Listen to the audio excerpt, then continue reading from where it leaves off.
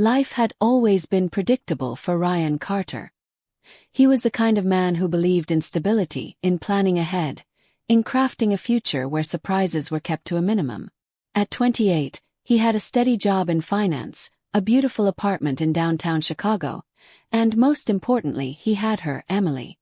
To him, she was the center of his universe, the anchor that kept his life meaningful. Their love story wasn't just any romance. It was the kind that felt like a promise of forever. Ryan and Emily had met 5 years ago in the most ordinary way, through mutual friends at a summer barbecue. He had been drawn to her instantly, captivated by her infectious laughter and the way her eyes lit up when she talked about things she was passionate about. She was an artist, a dreamer, someone who saw the world in colors he never noticed before. Where he was practical, she was spontaneous. Where he saw numbers and logic, she saw beauty and emotion. They were different, yet perfectly complementary, or so he had thought. Their relationship had been built on years of shared dreams, whispered promises, and quiet understanding. He remembered the night he had proposed, standing on the rooftop of her favorite cafe, fairy lights twinkling above them, the city's skyline forming the perfect backdrop. She had gasped, eyes brimming with happy tears, before whispering a heartfelt, "Yes." That moment had been the happiest of his life. The world had seemed perfect. But perfection is an illusion, and fate often has its own plans. In the months following the engagement, Ryan began noticing small shifts, subtle at first, but undeniable as time went on. Emily had always been open with her emotions, but now she seemed distant. She would smile, but it didn't reach her eyes. She would be with him, but her mind seemed elsewhere. Conversations became shorter, her phone always buzzing with messages she never explained. He had convinced himself that it was just pre-wedding stress. Planning a future together was a big step, and she had always been someone who second-guessed herself. Maybe she just needed time to adjust. He reassured himself, ignored the gnawing feeling in his gut, and continued planning for their future. Then, one evening, everything changed. It was a regular Friday night, and Ryan had planned a quiet dinner at home. Her favorite pasta, a bottle of wine, and a movie they had been meaning to watch for weeks. He wanted to remind her of the simple joys of their relationship, to bring back the warmth that had slowly been fading. But as she sat across from him, barely touching her food, staring at the candle between them as if searching for answers in the flickering flame, he knew something was wrong. "Ryan," she finally said, her voice hesitant, almost fragile, "I think we need to talk." A chill ran down his spine. Those words were never followed by anything good. He set down his fork, his heart pounding. "What's wrong, Emily?" She hesitated, biting her lip, before looking up at him with eyes filled with uncertainty. I think we need a break." His breath caught in his throat. A break. The word felt foreign, misplaced in a conversation he never imagined having. "A break," he echoed, trying to make sense of it. "Why? Did I do something wrong?" She shook her head quickly. "No, it's not that. Just feel like I need space. I need to figure things out." A sinking feeling settled in his stomach. "Figure what out, Em? We're engaged. We're supposed to be building a life together." Her eyes glistened with unshed tears. "I know, and that's why I need time. There's someone else, Ryan." The world around him seemed to blur.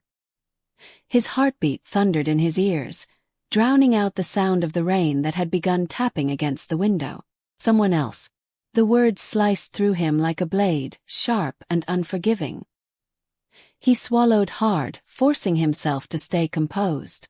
"Since when?" She looked away, ashamed. "A few months."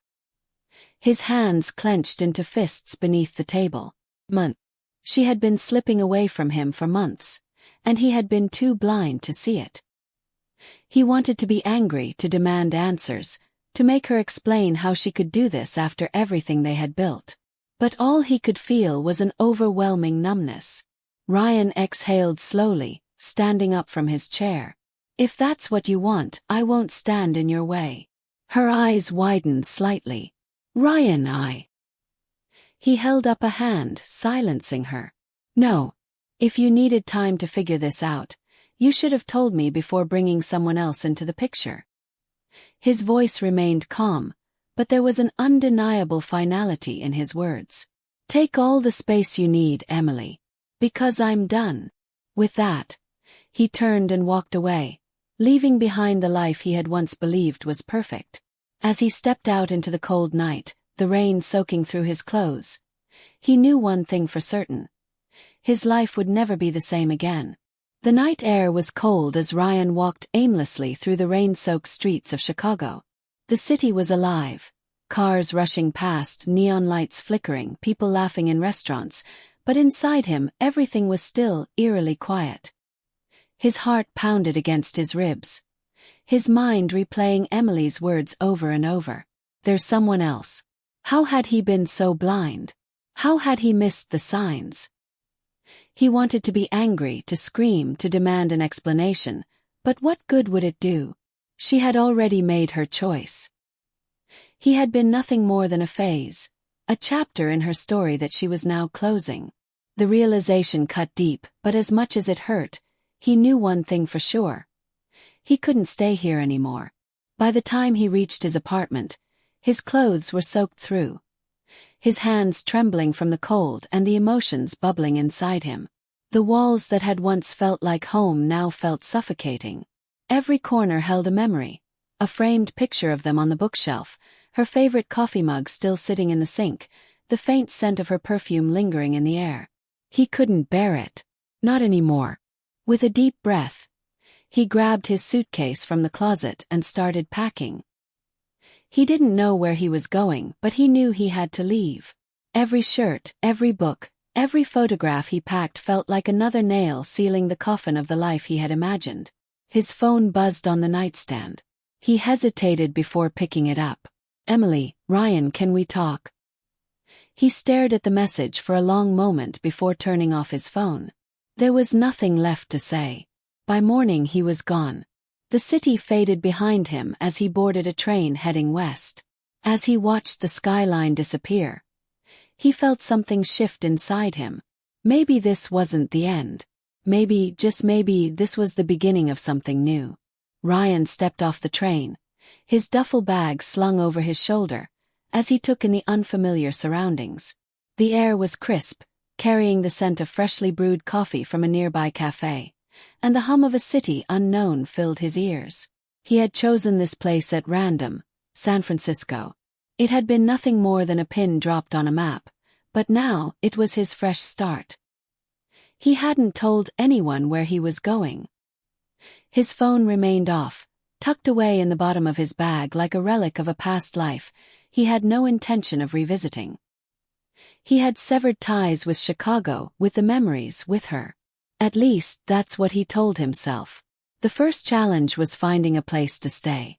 Hotels were too expensive, and he couldn't afford to burn through his savings. After walking around for hours, he stumbled upon a small, run-down motel on the outskirts of the city. The sign flickered, half the letters unlit, and the front desk smelled faintly of cigarette smoke.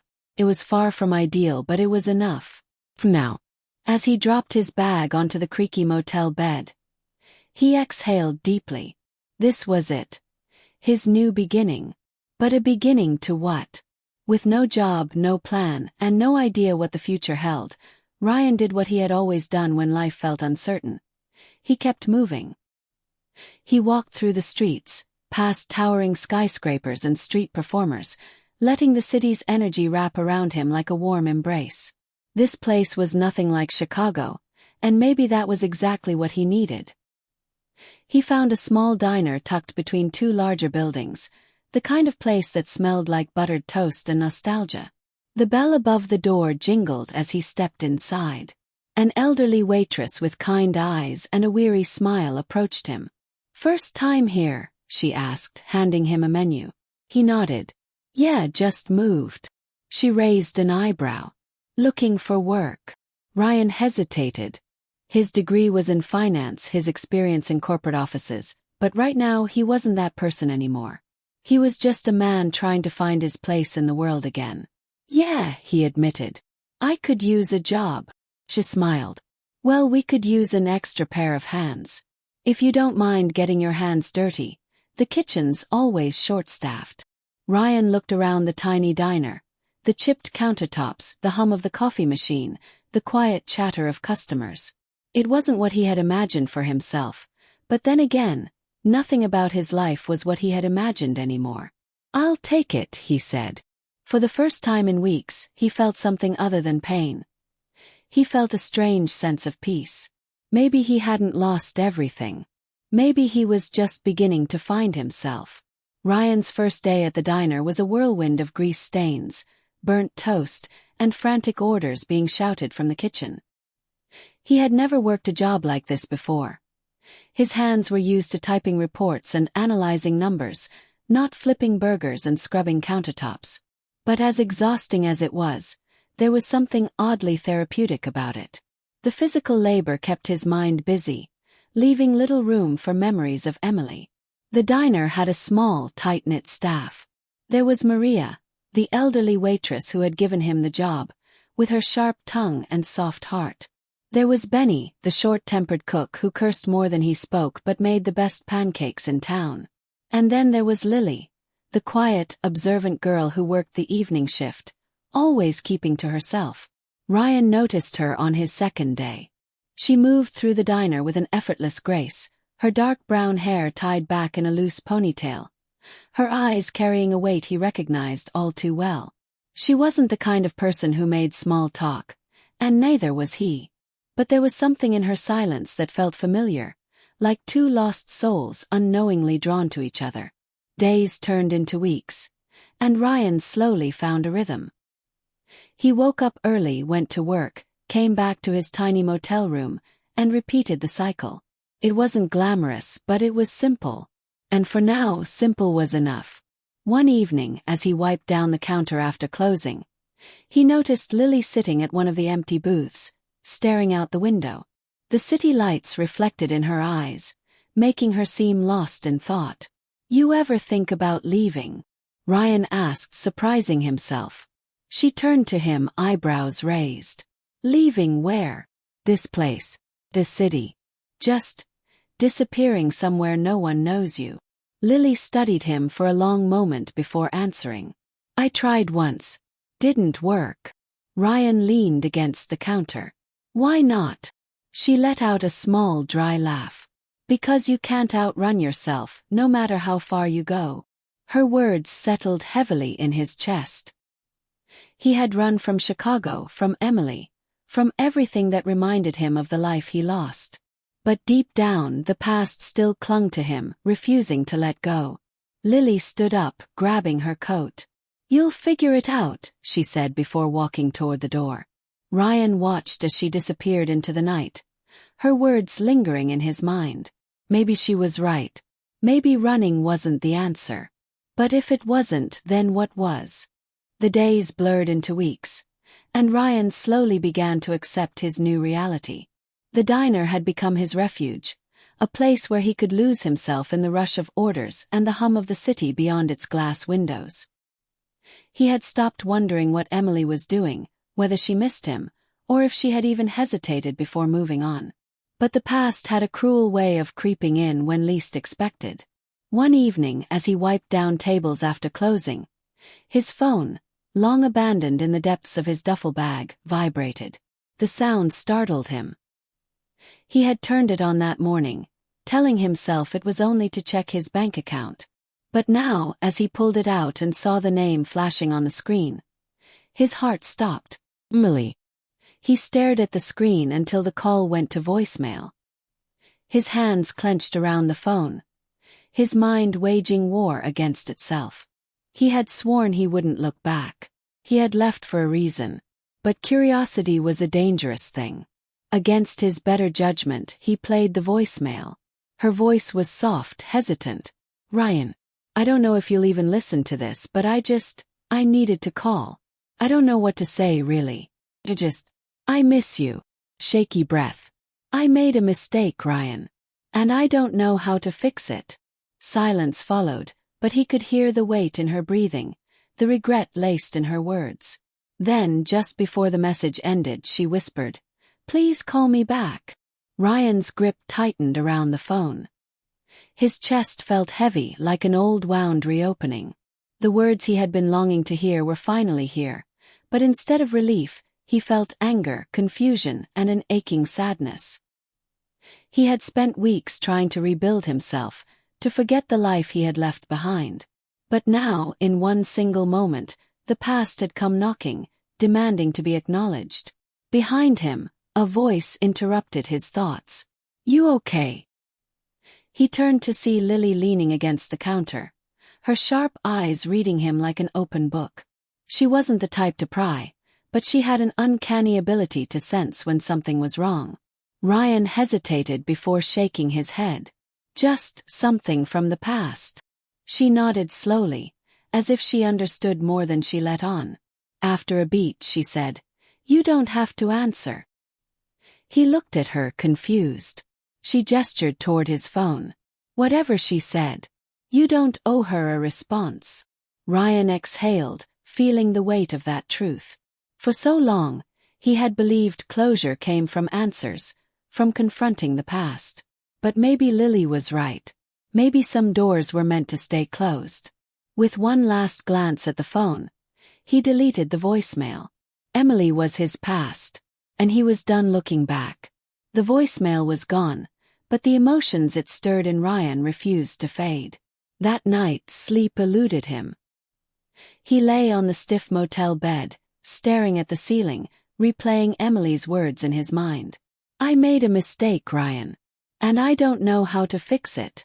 For the first time since he had left Chicago, he felt the weight of his choices. He had run from his pain, from the betrayal, but had he really moved on? Or had he just buried the hurt deep enough to pretend it didn't exist? By morning, he knew one thing for sure. He needed more than just survival. He needed purpose. The diner had given him stability, but it wasn't his future. He had studied finance, spent years climbing the corporate ladder, and now he was scrubbing tables. There was a bitter irony in that. But maybe, just maybe, he could take what he knew and rebuild his life in a way that was truly his own. After his shift, he approached Maria, the elderly waitress who had given him the job. She looked up from her notepad, squinting at him over her glasses. "You look like a man about to do something stupid," she said dryly. Ryan smirked. "Depends on how you define stupid." She set her pen down. "Let's hear it." "I think I'm ready for something new," he admitted. "I don't know exactly what yet, but I can't stay stuck forever." Maria nodded knowingly. "You're too smart for this place, kid. I figured you wouldn't be here long." "Then why hire me?" He shrugged. "Because sometimes people just need a place to land before they figure out where they're going." Her words hit deeper than he expected. "You'll be fine, Ryan," she said with a small smile. "Just don't let the past keep you from moving forward." He nodded, knowing she was right. That evening, as Ryan lingered outside the diner, lost in thought, Lily approached him. She held a to-go cup of coffee in one hand and extended it toward him. "For the road," she said. He raised an eyebrow. "You kicking me out already?" He smirked. "No, but I heard your conversation with Maria. You're thinking about leaving, aren't you?" Ryan sighed, taking the coffee from her. "Not leaving exactly. Just figuring out what's next." Lily hesitated before speaking. "I might have something for you." He looked at her curiously. "There's this guy I know, owns a small investment firm here in the city. He's looking for someone sharp, someone who understands numbers but also knows what it's like to start over. I don't know if it's what you want, but I could set up a meeting." Ryan was caught off guard. He hadn't told anyone about his background, yet Lily had somehow pieced it together. "You don't have to decide now," she added. "But maybe it's worth considering." Ryan stared at her for a moment, then smiled. "You always this good at reading people?" He shrugged. "Only the ones who don't know what they want." For the first time in weeks, Ryan felt something other than loss. He felt the possibility of a new beginning. Maybe this was exactly what he had been waiting for.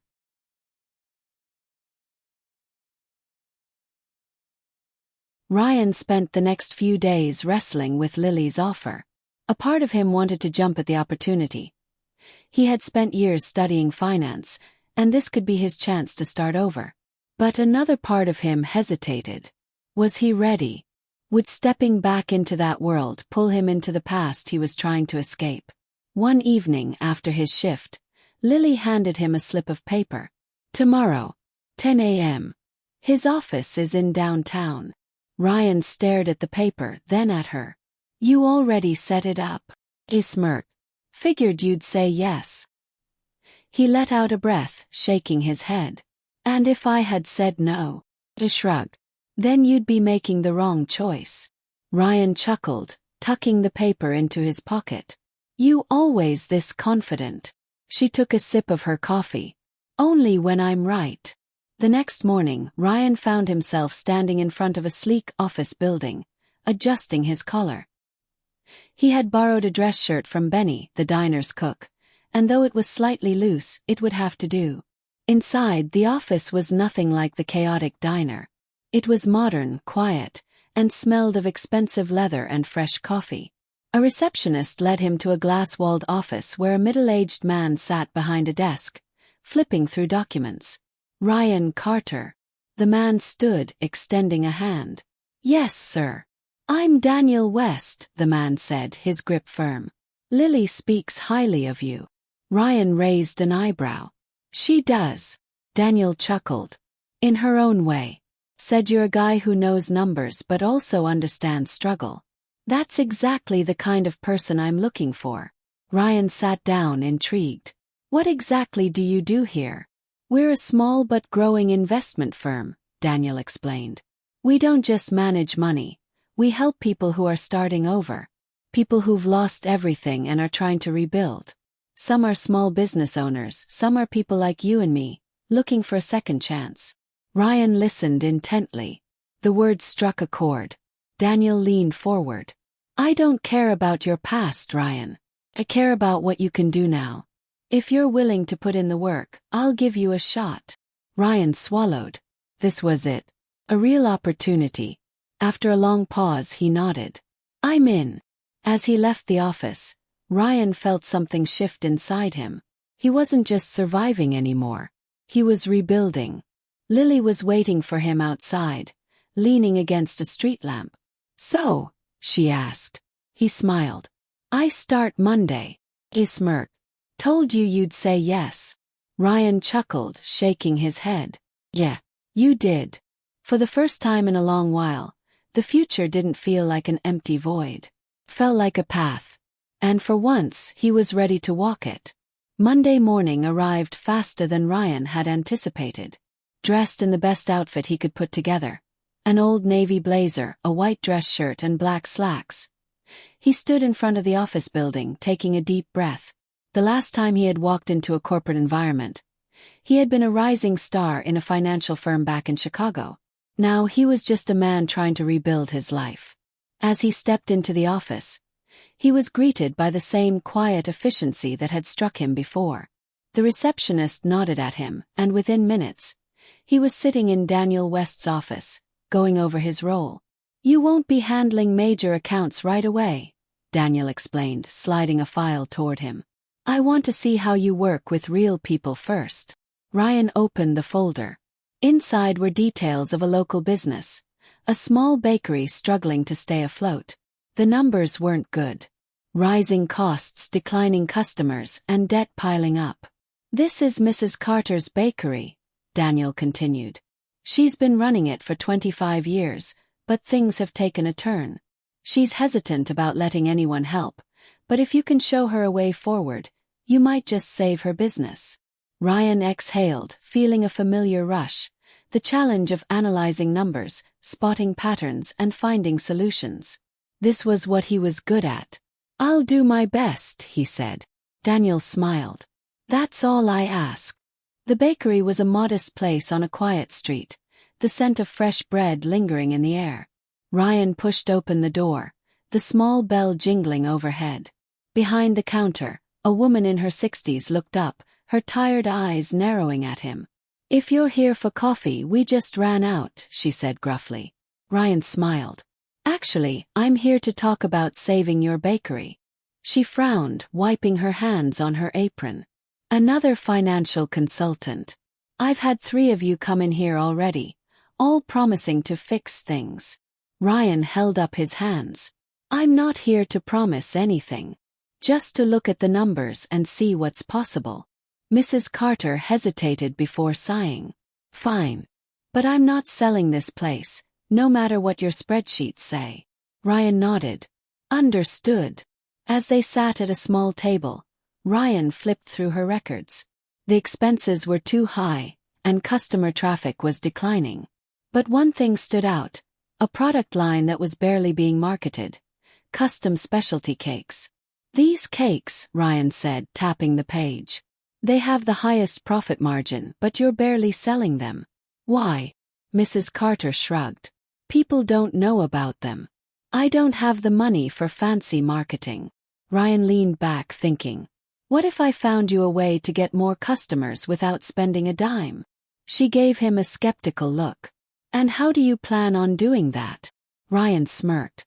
Leave that to me. Instead of traditional marketing, Ryan turned to something more modern, social media. He reached out to Lily, who had a keen eye for visuals. Together, they took stunning photos of the bakery's best cakes and set up an Instagram page. People eat with their eyes first, Lily explained as she edited the pictures. If we can make them crave these cakes just by looking at them, they'll come running. Over the next week, they posted pictures, shared behind-the-scenes videos, and even ran a small giveaway. Slowly, engagement started increasing. People started commenting, inquiring about orders, and within days, foot traffic to the bakery doubled. Mrs. Carter watched in awe as customers lined up for cakes she had barely been selling before. I don't know how you did it, she said to Ryan one evening. But you might have just saved my business. Ryan smiled, a feeling of accomplishment settling deep in his chest. He had spent so long running from his past, but now he was finally using his skills to build something meaningful. As he left the bakery that evening, Lily walked beside him, smirking. You're not so bad at this whole helping people thing. Ryan chuckled. Yeah. Who knew? For the first time in a long time, he felt like he was exactly where he was meant to be.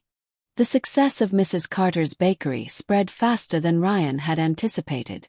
Within 2 weeks, her Instagram page had hundreds of followers, and orders for specialty cakes had tripled.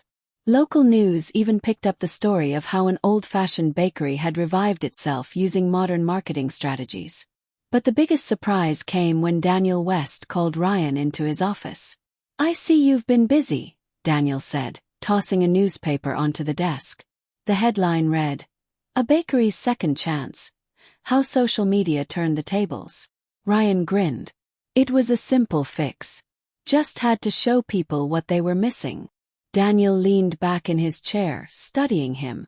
You know, I brought you in as a test, to see if you had what it takes. And I think you just proved that you do. Ryan raised an eyebrow. What are you saying? Daniel slid another folder across the desk. I have more clients like Mrs. Carter.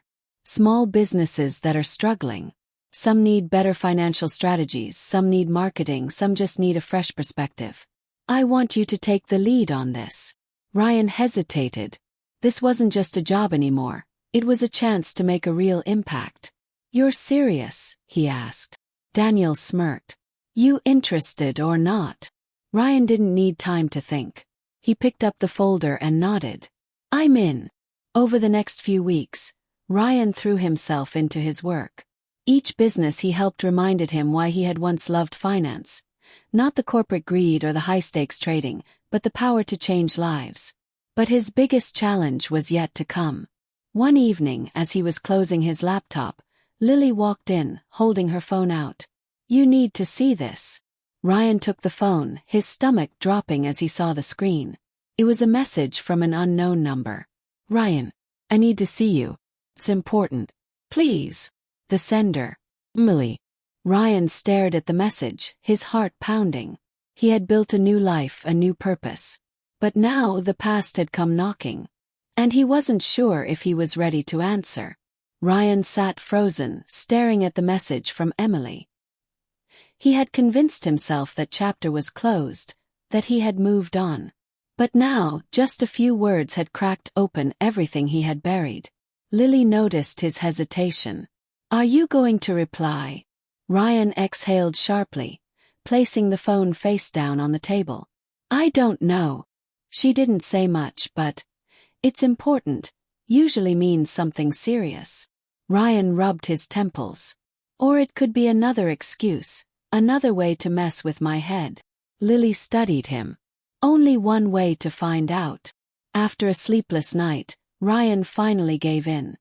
He texted Emily back, agreeing to meet at a small cafe outside of town. Neutral ground. He didn't want to return to places that held memories of their past. The next afternoon, as he stepped into the cafe, he spotted her immediately. She looked different. Tired, thinner, her once glowing confidence replaced by hesitation. When she saw him, she managed a weak smile. "Ryan," she said softly. He sat across from her, keeping his expression unreadable. "Emily." A silence stretched between them before she finally spoke. "I know I don't deserve to ask for anything from you. And I won't waste your time with apologies you don't want to hear." Ryan crossed his arms.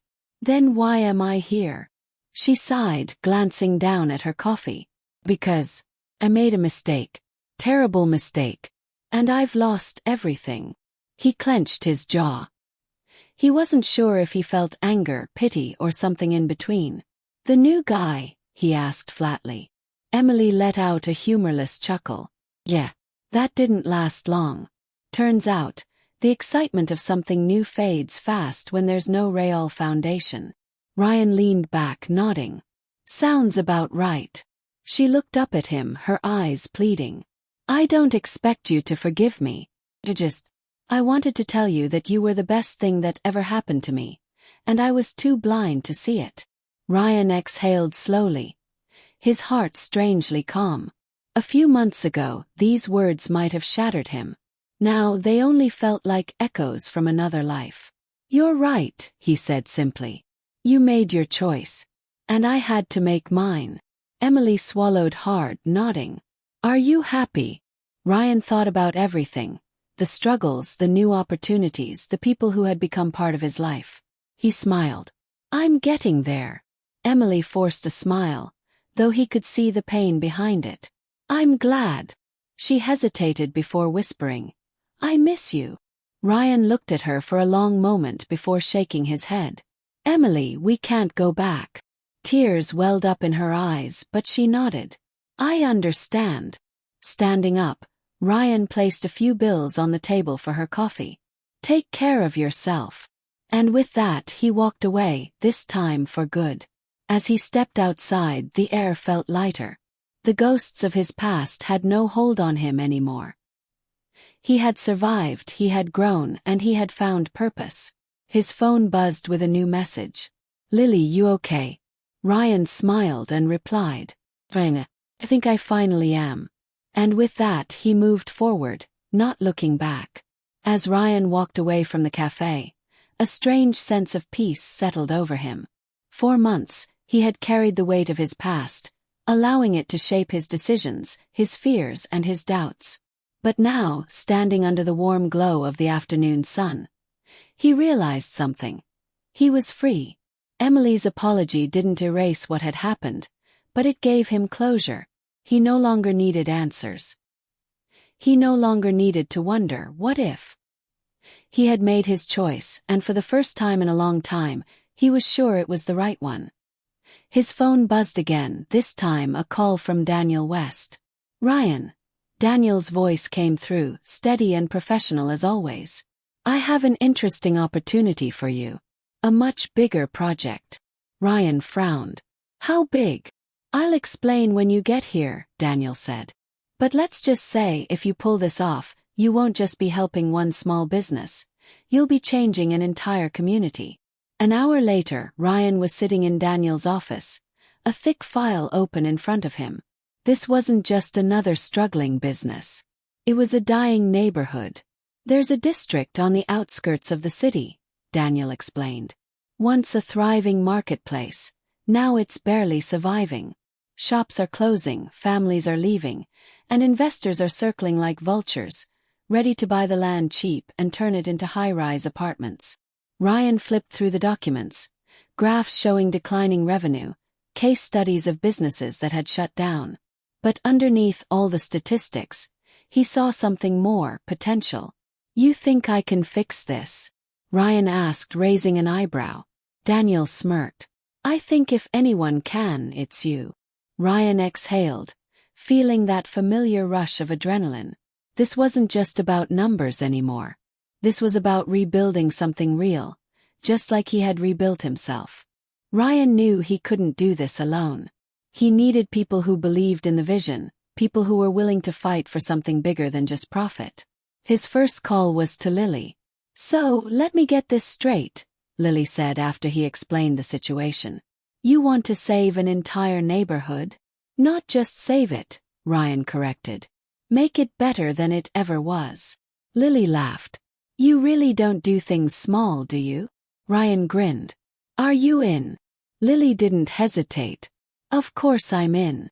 Someone's gotta make sure your plans actually look good." One by one, Ryan brought in more people: business owners, marketers, financial experts, even a few young entrepreneurs with fresh ideas. Together, they started rebuilding a dream. Ryan knew that if they were going to save the district, they had to change how people saw it. They started small, renovating storefronts, organizing local events, using social media to highlight the businesses still fighting to survive. Slowly, foot traffic increased. Customers started returning. Investors who had once seen the district as a lost cause now hesitated, unsure if they were witnessing a comeback. But just as things were beginning to turn, a new obstacle appeared: someone who didn't want them to succeed. Ryan had expected challenges: financial hurdles, hesitant business owners, even skeptical investors. But what he hadn't expected was sabotage. Started small. Flyers for their revitalization campaign went missing overnight. A social media page they had launched mysteriously disappeared. Then, one of the biggest supporters of their project, a restaurant owner named Mr. Patel, received a letter stating that his lease wouldn't be renewed. "Someone wants this district gone," Lily muttered, tossing the letter onto Ryan's desk. "And they're playing dirty." Ryan clenched his jaw. This wasn't just about saving businesses anymore. This was about fighting someone who had power and wasn't afraid to use it. Daniel West arranged a meeting with city officials to get clarity on who was pulling the strings. As they reviewed property records and legal documents, a name kept appearing: Vincent Hale. Ryan frowned. "Who's Vincent Hale?" Daniel leaned back in his chair, sighing. "A real estate mogul. He's been quietly buying properties in this district for years. His plan is simple: let the area decline, buy everything cheap, then redevelop it into luxury apartments. It's all about money to him." Lily scowled. "So he's not just sitting back. He's actively working against us." Daniel nodded. "And if he sees you as a threat, he won't hesitate to shut you down." Ryan's mind raced. He had worked hard to build something meaningful here, but now it was clear: this wasn't just a financial battle. This was a war. Instead of backing down, Ryan and his team doubled their efforts. They organized a district-wide festival, drawing massive crowds and media attention. They partnered with local influencers, using social media to tell the stories of struggling business owners. They filed legal petitions to prevent forced evictions and exposed the shady tactics being used. And then Ryan made his boldest move yet. He confronted Vincent Hale directly. Through Daniel's connections, Ryan secured a meeting with Vincent Hale in his sleek high-rise office. The man sitting across from him was sharp, calculated, and completely unfazed by Ryan's efforts. "You're making quite the fuss," Vincent said, sipping his expensive whiskey. "But in the end, you're fighting a losing battle." Ryan leaned forward. "That's where you're wrong. People aren't just businesses, Vincent. They're communities. And they're ready to fight for what's theirs." Vincent smirked. "Sentimental nonsense. This city rewards those who think bigger. Ryan matched his gaze. Then let's think bigger. Instead of tearing this place down, why not rebuild it with the people who already live here? Make it a profitable success story, not just another soulless development. For the first time, Vincent hesitated. Ryan pressed on. You can fight us or you can work with us. Your call. A long silence followed before Vincent chuckled. You're either brave or foolish. Ryan smirked. Maybe both. Vincent set his glass down. I'll consider it. But don't think this means I'm going easy on you. As Ryan walked out of the office, he knew the battle wasn't over. But for the first time, he saw something in Vincent's eyes. Uncertainty. And that meant they had a chance. Ryan left Vincent Hale's office with a mix of determination and unease. He had planted a seed of doubt in Vincent's mind, but he knew better than to trust a man who built his empire on greed. The fight was far from over. Back at their temporary office, Lily, Daniel, and the rest of the team were waiting anxiously. Well, Lily asked. Ryan exhaled. He didn't shut the door completely, but I don't trust him. He's still looking for a way to kill this project. Daniel crossed his arms. Then we hit him where it hurts, the public eye. If we can get more people to support our vision, even Vincent will have to reconsider. Ryan and his team launched a massive awareness campaign. They started a petition to protect local businesses, gathering thousands of signatures within days. They reached out to journalists and bloggers, ensuring the story of the district's fight for survival reached a national audience. They arranged community meetings, showing residents that this wasn't just about business. It was about their homes, their future. Momentum was on their side. The district started seeing an increase in foot traffic. Businesses that were once struggling began reporting higher sales, and even some city officials took notice. But then, just when things seemed to be turning around, disaster struck. Late one night, Ryan received an urgent call from Mr. Patel. Ryan, my restaurant, there's been a fire.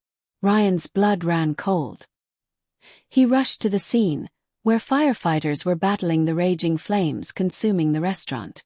The place that had once been the heart of the district was now a smoldering ruin. Lily arrived minutes later, gasping at the sight. Oh my God! Ryan clenched his fists. This isn't an accident. The fire department later confirmed what he already suspected. It was arson. Someone had deliberately set fire to the restaurant.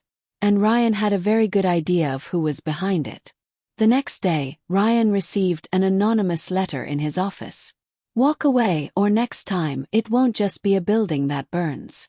Lily read it over his shoulder, her face turning pale. Ryan, this is serious. Ryan felt the weight of the threat, but instead of fear, he felt rage. He wasn't just fighting against a businessman anymore. He was dealing with a man who played dirty, a man willing to destroy lives to get what he wanted. Daniel placed a firm hand on Ryan's shoulder. You need to be careful. Vincent doesn't just make threats. He follows through. Ryan took a deep breath. Then we don't just fight back, we expose him. Ryan knew he couldn't win this fight alone. He needed to be smart. If he took Vincent on directly, he could lose everything. But if he could prove what Vincent was doing, if he could bring the truth into the open, then even Vincent Hale wouldn't be able to hide.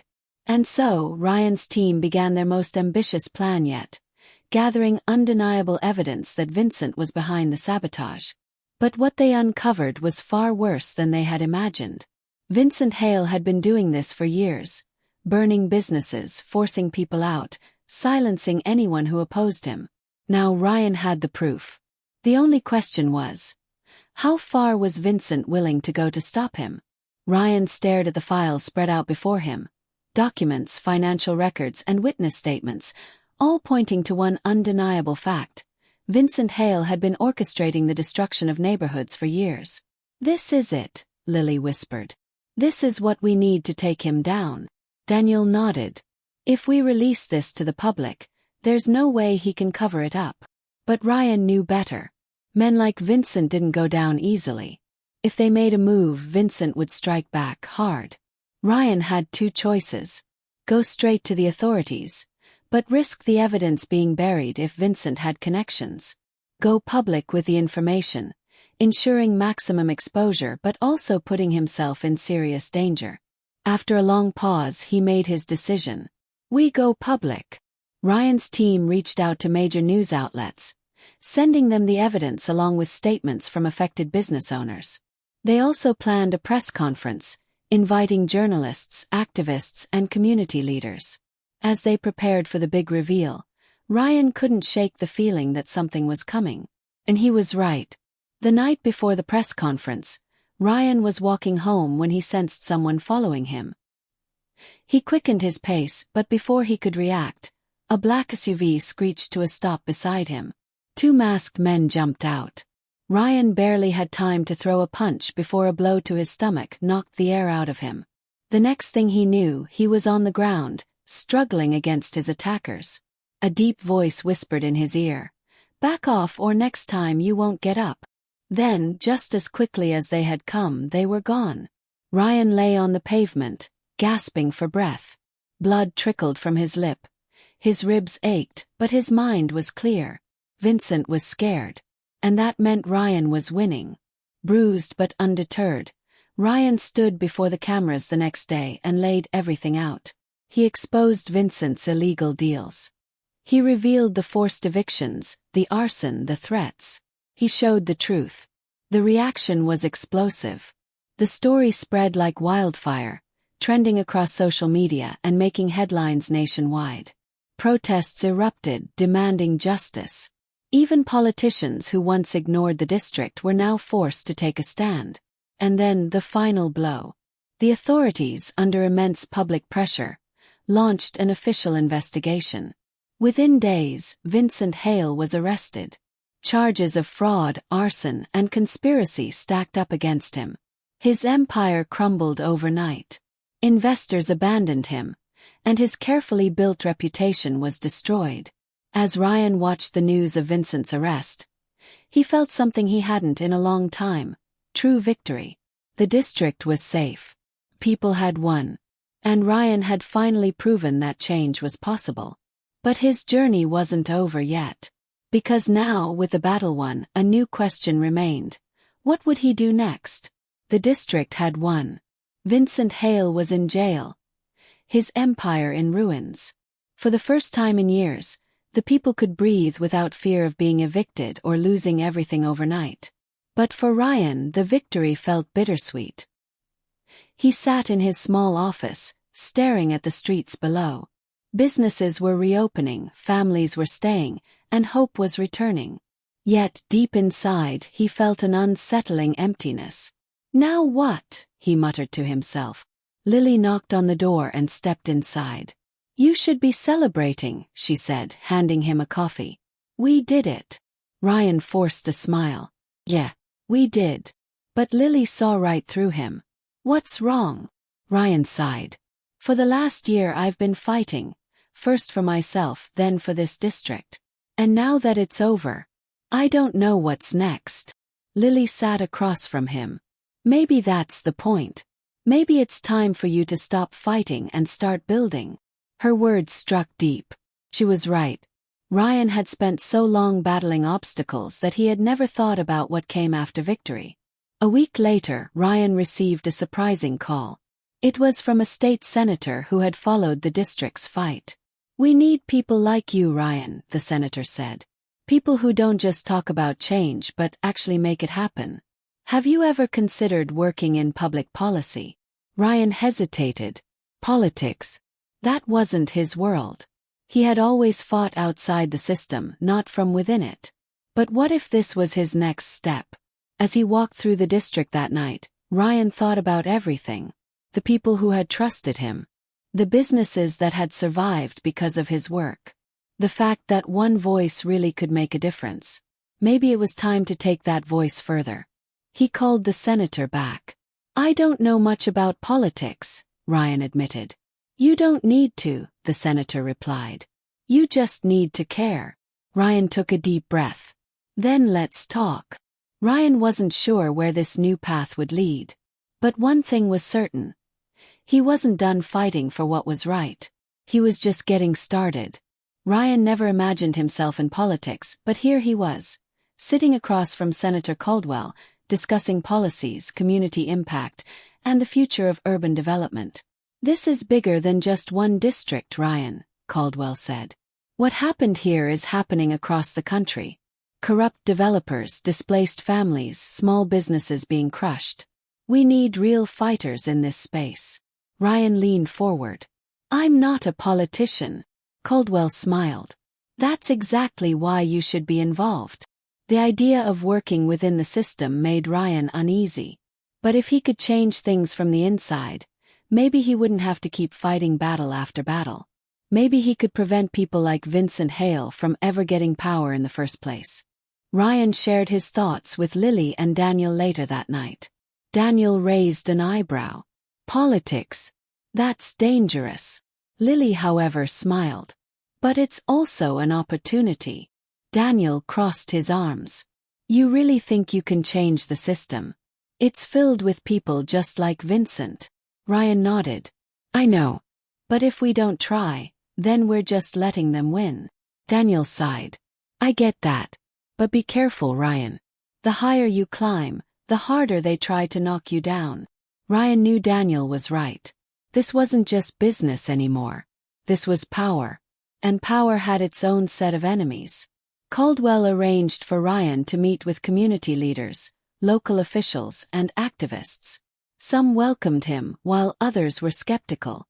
A senior activist, Mrs. Romero, folded her arms. "You're a businessman. How do we know you won't become just another Vincent Hale?" Ryan met her gaze. "Because I fought against people like him. And I'm still fighting." His sincerity won over many, but not everyone. The political world wasn't just about truth. It was about perception. And not everyone wanted to see him succeed. A week later, an anonymous smear campaign began against Ryan.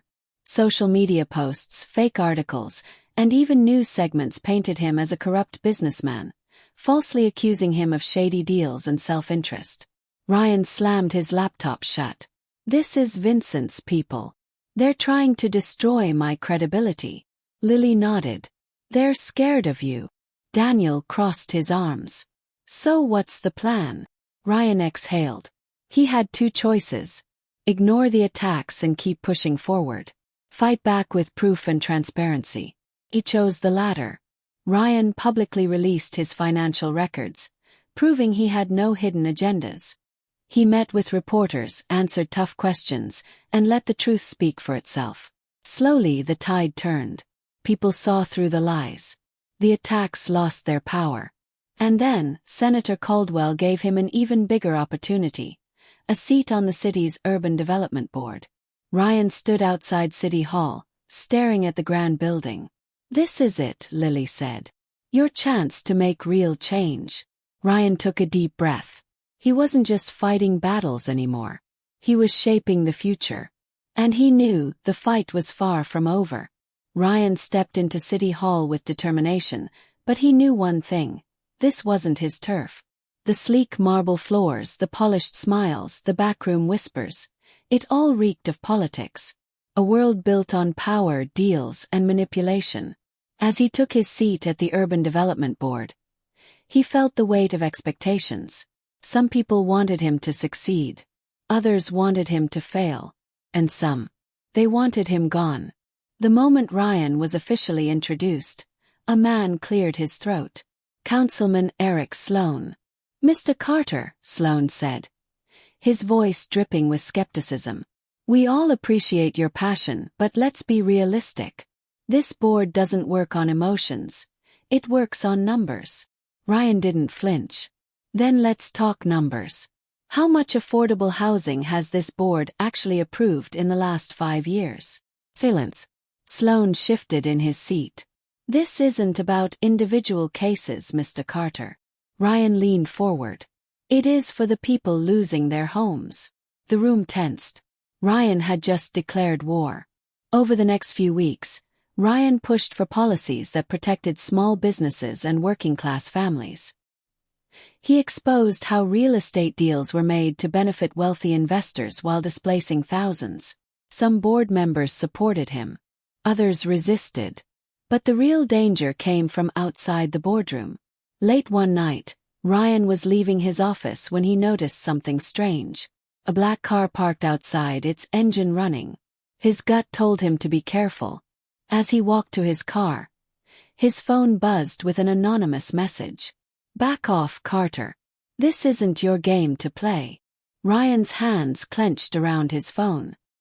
He had been threatened before, but this time, this was different. This wasn't just about business anymore. This was personal. Ryan had two options. Step back, play it safe, and avoid making powerful enemies. Keep pushing forward, knowing it could cost him everything. For a brief moment, fear crept in. But then he remembered why he started this fight. He took a deep breath, texted Daniel and Lily, and said just two words. "We keep going." Because Ryan Carter wasn't backing down. And now, the real war had begun. Ryan knew the threat was real, but he refused to back down.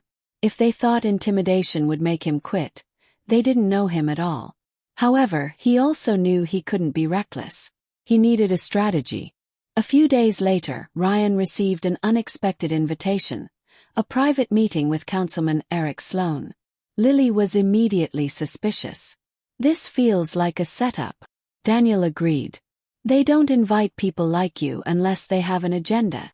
Ryan exhaled. "I need to know what I'm dealing with." Lily sighed. "Then at least don't go alone." Ryan nodded. He wasn't walking into this blind. He was walking in prepared. The restaurant was expensive, exclusive, and private. The kind of place where powerful people made secret deals. Sloan sat at a corner table, sipping whiskey like he owned the world. "Ryan," he said with a smirk. "Glad you could make it." Ryan took a seat. "What do you want?" Sloan chuckled. "Straight to the point." "I respect that." He leaned forward. "I want to offer you a deal." Ryan didn't flinch. "I'm not for sale." Sloan smiled. "Everyone has a price. And if money isn't yours, maybe safety is." Ryan clenched his fists under the table. "Is that a threat?" Sloan shrugged. "It's reality. You've made some powerful enemies. If you step away from this whole reform nonsense, you'll be taken care of. Connections, a future in politics, a comfortable life." Ryan stared at him, disgusted. This was exactly what was wrong with the system. "And if I don't?" Sloan's smile faded. "Then you'll be on your own.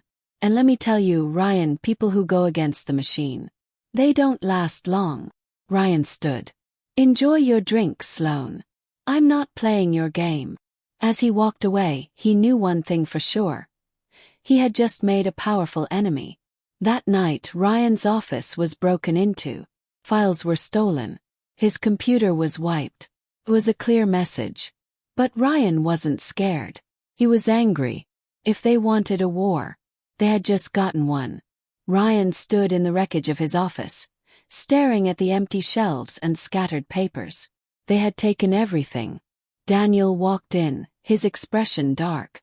"They're not even trying to be subtle." Lily picked up a broken picture frame. "They want you to feel powerless." Ryan clenched his fists. "Then they underestimated me." Ryan wasn't going to fight this battle alone. He needed people who believed in change. Within hours, he gathered activists, journalists, and community leaders in a small cafe. "We expose them," Ryan said. "We show the world what's really happening behind closed doors." A journalist, Claire Matthews, nodded. "If you have proof, I'll publish it." Ryan looked at Daniel. "How fast can we track down their deals?" Daniel smirked. "Faster than they think." Within days, Ryan and his team uncovered evidence of illegal land grabs, backdoor deals, and financial corruption involving Councilman Sloan and his allies. Claire published an explosive report, linking Sloan to real estate fraud and corporate bribery. The news spread like wildfire. Public outrage exploded. Sloan, once untouchable, was suddenly on the defensive. But Ryan knew the fight wasn't over. One evening, as he left a meeting, his phone buzzed. Unknown number. He answered. Deep voice spoke. You've made your move. Now it's our turn. Before Ryan could respond, the call disconnected. His stomach tightened. They weren't done yet. And this time they wouldn't just send a warning. They were coming for him. Ryan had always known this fight would come at a cost. But now, standing at the center of a political war zone, he realized something. The cost was no longer just his reputation. It was his life. The threats escalated. His car was tampered with, causing the brakes to fail. Anonymous men followed him home. His name was dragged through fabricated scandals. Lily was worried. Ryan, this isn't just about politics anymore. These people play dirty. Daniel agreed. They're not trying to scare you now. They're trying to end you. Ryan exhaled. Then we need to finish this before they do. Ryan and his team made one last strategic strike. They leaked recorded conversations of Sloan discussing bribes. They exposed illegal contracts signed by powerful figures. They revealed hidden offshore accounts where money was laundered. The evidence was undeniable. The system cracked. Sloan was arrested. Several corrupt officials resigned. Investigations were launched at the highest levels. Ryan had won that it was over. Or at least this battle was. Sitting in his now rebuilt office, Ryan looked at the city outside his window. This is just the beginning, Lily said, placing a file in front of him. There's still more to fix. Ryan nodded. He wasn't done. Because the fight for justice never really ends. It only changes battlegrounds.